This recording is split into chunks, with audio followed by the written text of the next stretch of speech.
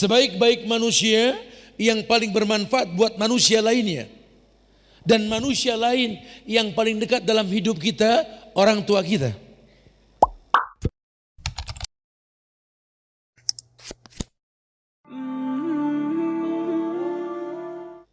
Kalau kau sudah berilmu, kau akan paham, hidup ini bukan masalah kalah atau menang.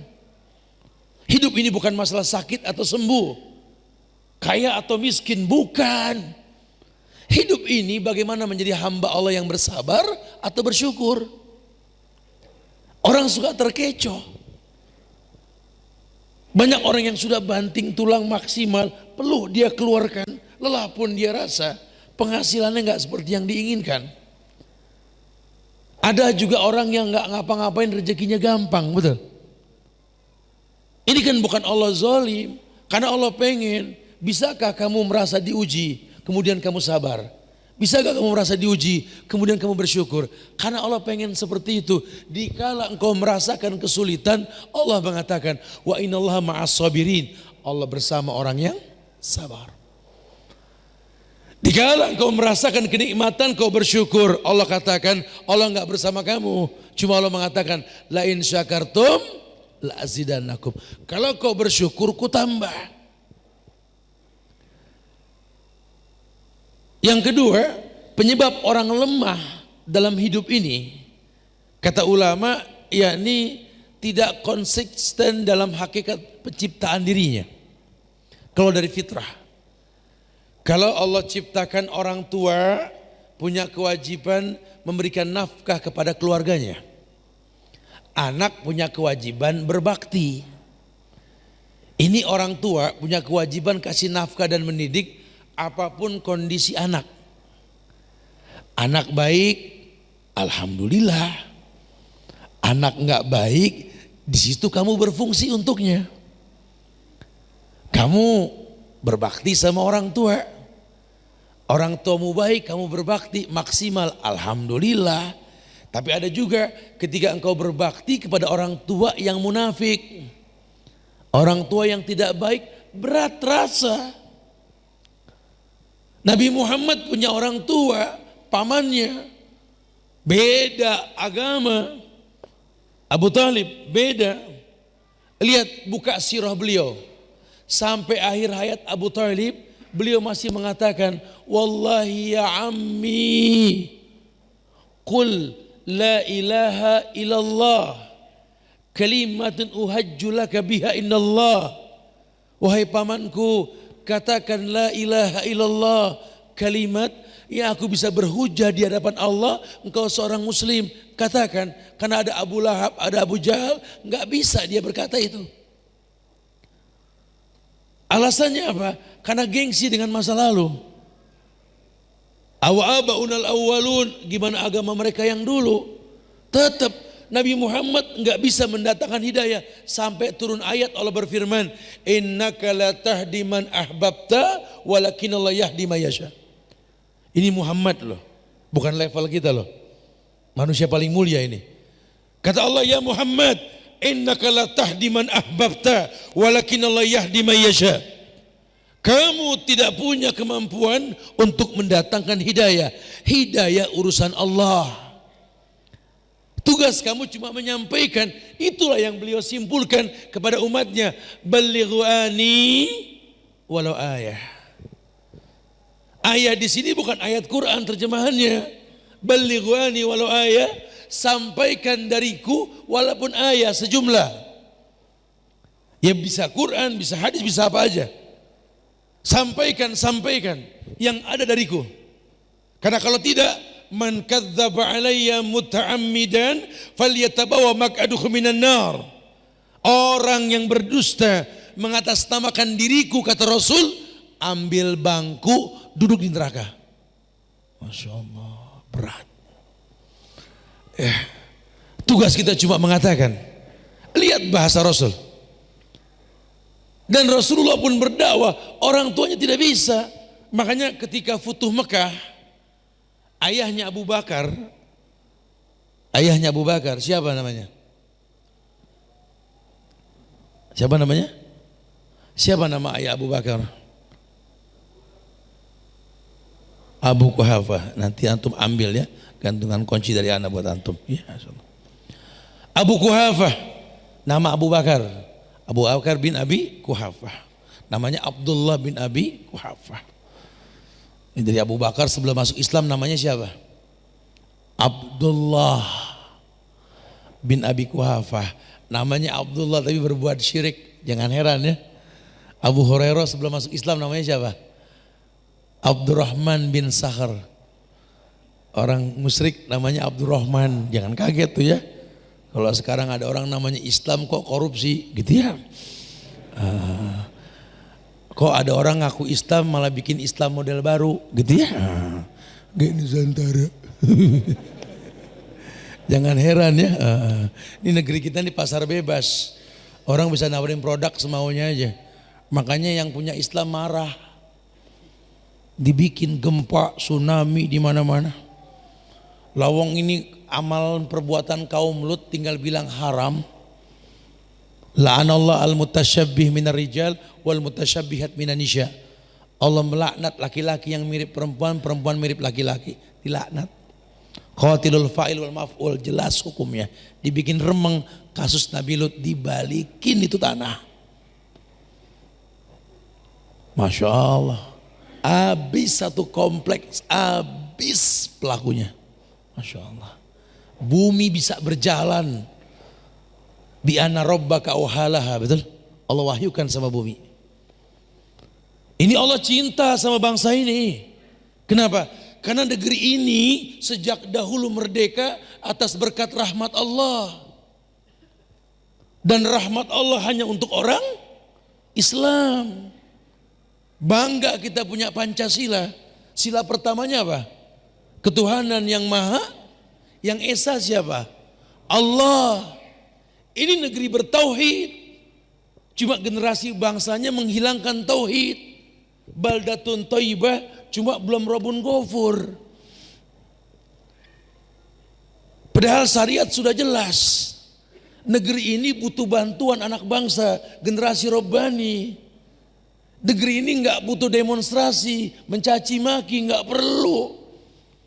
Jihad ala Islam itu bukan seperti itu. Yuk kompak. Sekarang kita bergandeng tangan. Khilaf fikih sudah dibukukan. Maliki, Syafi'i, Hambali, Hanafiyah. Baca bukunya. Akidah yang mesti disatukan. Tak ada kesyirikan di negeri ini. Sejak dicetuskan Pancasila, ketuhanan yang Maha Esa, harusnya dukun sudah tidak ada. Ini dukun dibiarin. Punya Twitter dah sekarang, Facebook, dukun punya email. Bagi calon legislatif yang mau diangkat 40 hari sebelum waktunya, silakan kirim email, nama, bin dan lain sebagainya. Diruat. Oh, udah membudaya. Ada tradisi disuplai dana oleh pemerintah. Tuh kemarin di Palu tuh. Ya. Pesta sedekah laut, sedekah bumi. Yang punya laut marah. Habis.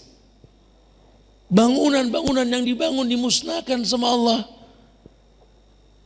Masya Allah. Saya salut sama teman-teman di Dieng. Di Dieng itu kan banyak petani kentang tuh. Itu nanam kentang samping lahar. Mana laharnya Cikijang pindah-pindah mulu. Saya ngobrol ini nggak ada yang gemeter nanam lahar di situ. Coba kalau muncul di sini, simple bahasanya, kan Allah sudah atur semuanya. Bumi ini terasa ganas kalau kita berbuat maksiat, tapi kalau kita berbuat baik Allah akan jaga kita kok. Masya Allah. Ini Indonesia memang rawan dari zaman dulu. Ulama-ulama tahu, cuma nggak ada yang takut tinggal di Indonesia. Kenapa? Karena tauhid ditegakkan. Rumah saja kalau dibacakan Al-Quran tenang. Bumi dibacakan Al-Quran tenang. Negeri ini ya Allah. Saya bilang ya, saya keliling Indonesia ini Masya Allah. Di tambang-tambang saya masuk. Ya Allah, kalau sombong itu boleh. Boleh sombong. Cuma kan gak boleh gitu ya. Ini Indonesia paling layak sombong. Gak butuh negara lain. Apa yang gak ada di negeri kita? Kita nggak usah pakai beli minyak di luar, nggak perlu. Lawang negeri kita minyaknya di atas bumi, di bawah bumi, betul. Apa yang nggak numbuh di Indonesia ini? Kemarin saya haji, ketika saya di Mekah, saya ngobrol sama pekerja taman Mekah. Mekah tuh hijau sekarang, banyak tumbuhan. Saya ngomong sama orang-orang Bangladesh, saya tanya, ini gimana caranya batu bisa subur? Dia bilang digali batunya, diisi tanah dan debu gunung. Tanahnya dari India, oh Masya Allah. Tapi di bawahnya pasti selang, jadi air di setel per jam. Perawatan satu pohon itu 30 real. Uang kita kali 4.000, 120.000 satu pohon. Masya Allah. Berapa juta pohon? Pengen adem kena angin ketampar daun, mahal di sono. Negeri kita asal mau nanem, betul. Sama teman-teman bikers dari kemarin, Masya Allah, semuanya ada. Ini negeri subur banget, apa yang gak bisa ditanam? Belum punya duit bikin pagar belakang rumah, tanam batang singkong jadi pagar. Tiap minggu bikin buntil, betul. Asal mau. Nanam singkong kebalik masih numbuh negeri kita tuh. Ini kisah nyata di Jakarta nih kemarin nih. Itu ada pohon kapuk ngalangin jalan, mau pelebaran, mau ditebang sama PU, katanya ada penunggunya. Saya bilang toke nungguin dah. Ditebang dah tuh pohon, dah gak ngaruh dah, tebang udah. Habis ditebang dipotong-potong, lupa digeser di pinggir aspal. 2 minggu kehujanan numbuh daun. Tuh lihat tuh, nggak ada tanah bisa berdaun, kata gitu dia bilang. Ini negeri jangan kata tanah, hawanya subur. Apa yang nggak ada? Sepanjang jalan tadi apel, Masya Allah. Sebelumnya itu melon. Sebelumnya kol, Masya Allah. Itu durian bawor tuh, Masya Allah. Kemarin kita ngeliat di perkebunannya, cuma sayang itu kalau panen diambil sama orang-orang sana luar, dikasih label Thailand. Nasib dah negara saya diketeng semua bener-bener dah. Oh nggak bisa, saya pengen sampein ke anak-anak muda ini. Anak bangsa jadi generasi Robbani, siap menggantikan yang ada. Kadang-kadang kita kasih masukan sama yang tua-tua di atas ini susah. Udah kita sabarin aja, paling berapa tahun lagi sih, kan begitu ya. Tapi yang muda siap gantiin, bukan untuk berpecah belah, untuk mengembalikan fitrah. Negeri ini pernah mulia dengan tauhid. Caranya bagaimana Ustaz kemudahan tersebut? Yang paling gampang, masih punya orang tua, berbakti. Berbakti, birrul walidain. Lihat pendahulu-pendahulu kita. Orang-orang hebat yang pernah menaklukkan dunia, ridhonya Allah dia dapat karena ridho orang tua. Sampai kata Allah, imma yablughanna indakal kibara ahaduhuma aw kilahuma fala taqul lahumā uff. Tolong jangan remehkan, masih ada orang tua, satu atau dua-duanya sudah tua. Fala taqul lahumā uff, jangan pernah bicara uff. Uff diterjemahkan ci'ah. Padahal dalam bahasa Arab kalimat uff itu artinya bicara sambil ngambil napas. Subhan, iya mah. Tolong dong ambilin air minum segelas aja. Iya, tuh uff tuh. Iya, tapi sambil ngambil napas. Itu dikatakan durhaka. Ya saya gimana gak kesel Tat. Orang tua saya Tat, ya Allah Ustaz. Ustaz mah punya orang tua enak, baik. Apakah Ustaz sering bilang saya pakai baju koko, ada saya pakai kaos sekarang ya. Tidak pun satu baju saya kecuali jahitan ibu saya. Sampai detik ini, saya gak pernah beli baju. Masya Allah, saya paling malu sama beliau sudah. Saya kehujanan, saya mampir ke rumah, itu teh manis hangat gak pernah berubah sejak 30 tahun yang lalu. Masya Allah. Orang tua itu segalanya. Enak Ustaz, orang tua saya gak begitu Ustaz. Orang tua saya gak begitu, saya bilang, saya malah malu sama situ. Kenapa? Karena situ punya kesempatan untuk bermanfaat buat orang tua. Saya serasa gak bermanfaat sampai detik ini buat orang tua saya.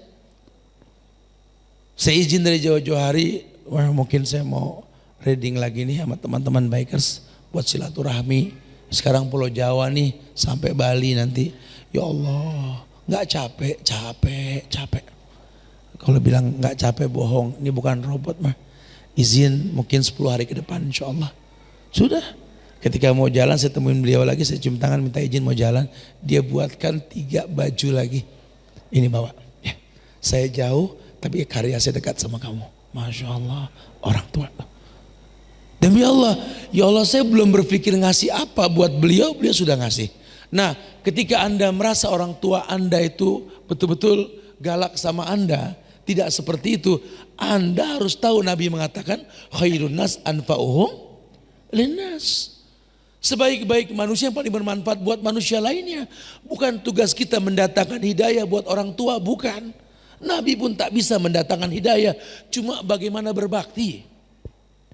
Walaupun dia tidak terima bakti kita, asal Allah terima.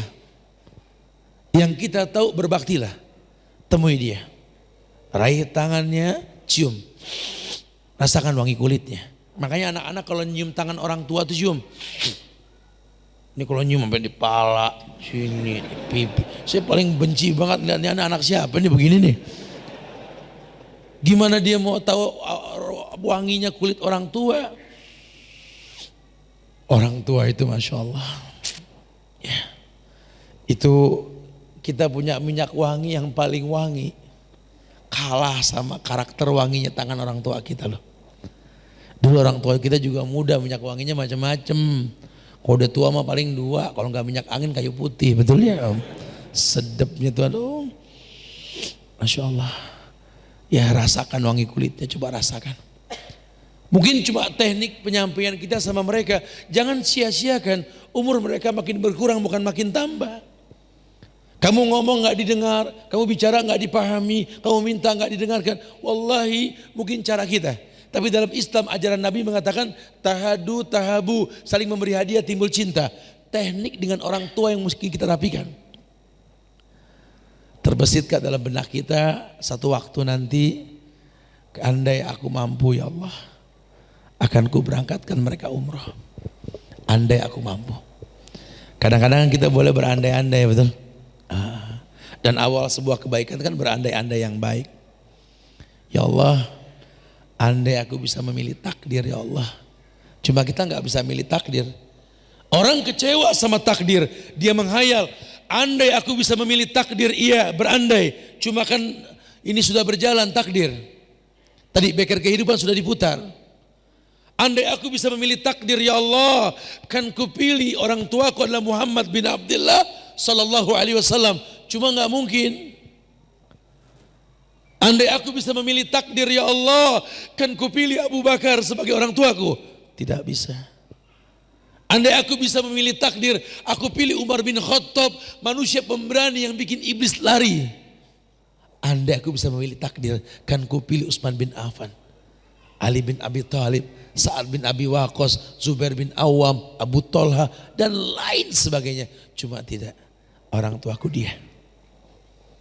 Dialah orang tuaku. Manusia yang penuh salah dan dosa.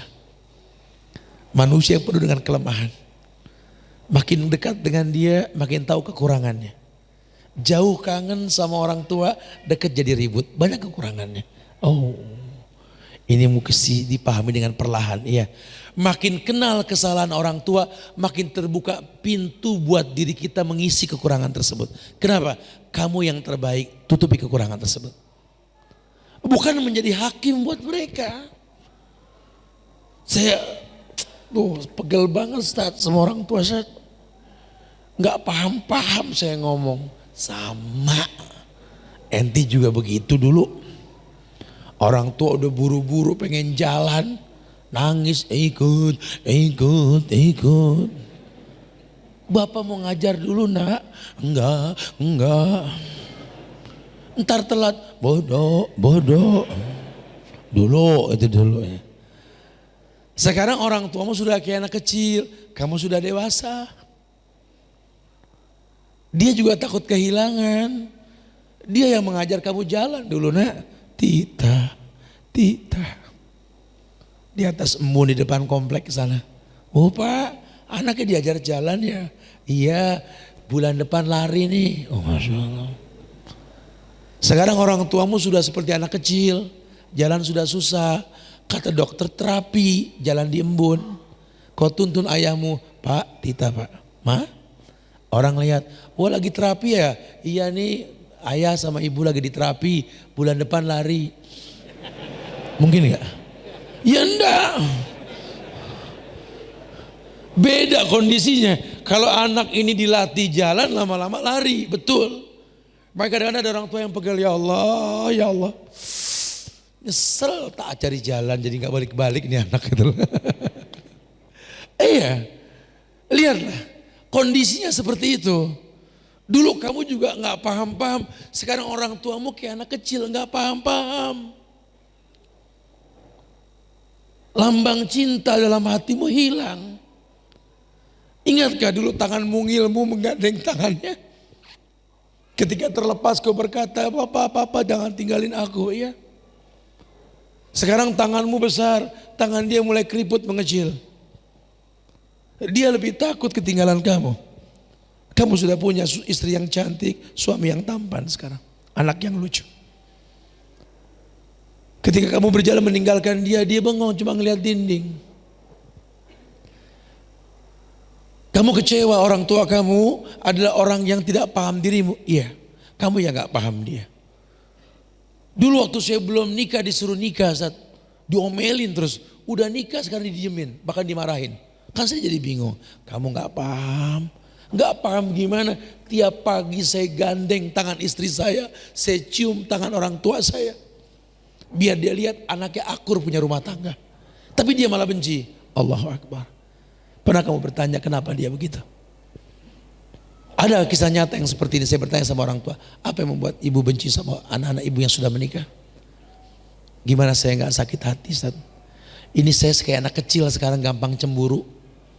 Saya lihat anak lelaki saya menggandeng tangan istrinya. Cemburu saya, Ustaz. Kenapa, Bu? Sudah berapa lama tangan keriput ini gak digandeng sama dia? Sudah berapa lama? Saya lihat anak laki saya bersandar di pundak istrinya. Di ruang tamu mereka bercanda. Cemburu saya, Ustaz. Sudah berapa lama pundak ini tak disandarkan oleh anak saya? Orang tua kita makin kecil bukan makin dewasa. Makin seperti anak-anak. Kalau dulu dia menyiapkan 10 maaf atas 11 dosa yang kita lakukan, bisakah kita menyiapkan itu pula untuk mereka? Kalau dulu 100 dosa pernah kita lakukan, dia siapkan 100 maaf, satu maaf untuk kita. Bisakah kita melakukan itu? Sudah saatnya kita mengetahui orang tuamu, ibumu, ayahmu, bukan ibu ayahmu yang 20 tahun yang lalu, bukan. Ayahmu yang gagah sekarang pundaknya sudah mulai menaik kurus. Terbungkus baju koko yang tipis, lihat. Sekali-kalilah kamu menjadi imam di hadapan ayahmu. Ketika aku katakan lurus rapatkan sof istawa tadilu sawusufufakum, tatap wajah ayahmu. Dulu dia pemimpin, sekarang kau pimpin dia. Layakkah kau baca ayat yang panjang untuk membuat dia bangga, sementara dia lelah dalam berdiri? Coba kau bayangkan. Kau yang benci ayahmu, luangkan sedikit waktu, mumpung masih melihat, masih tampak detak jantung di dadanya, mumpung masih terlihat di wajahnya kehidupan. Malam nanti lihat ayahmu sedang tidur, coba lihat. Kau yang benci dengan ayahmu, yang kau bilang ayahmu ini betul-betul orang yang sok tahu, gengsi, galak, semua ada. Lihat. Coba lapangkan dadamu, lihat dia. Ya Allah, ayah, Masya Allah. Kerut di kening ayah sudah mulai tampak. Mata ayah yang hitam sudah mulai bersepah putih. Coba lihat. Lihat pipi ayah yang kekar dengan pelipis yang tampan sudah keriput. Gigi sudah mulai tanggal. Lihat kuku-kukunya yang coklat berbenturan dengan benda keras ketika mencari rezeki untukmu. Lihat kakinya. Ini orang yang kau benci. Ini orang yang tak pernah kau lihat kebaikannya. Kamu yang merasa ibumu ini gak pernah akur sama mantunya. Selamanya salah di matamu. Cerewet ya orang. Allah titipkan kamu melalui rahim wanita ini. Temui dia ketika tidur, coba lihat ibumu. Lihat. Wanita yang pernah cantik ini, lihat. Ya Allah, ibu